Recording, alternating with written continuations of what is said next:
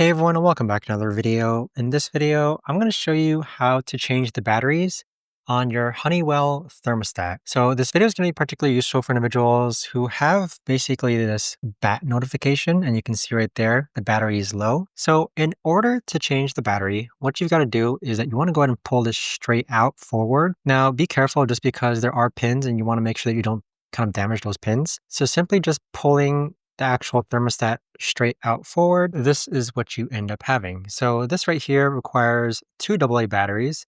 So just make sure you orient the batteries correctly and then push it back in. So we're going to go ahead and change these batteries out right now. So there's one battery and then there's two batteries. So now let's go ahead and make sure we push it straight back in. Same thing, just apply pressure until you hear it click, and there you have it. You've now gone ahead and changed the battery for your Honeywell home thermostat. But that right there, guys, is the best and easiest way that I know of to actually go ahead about doing this.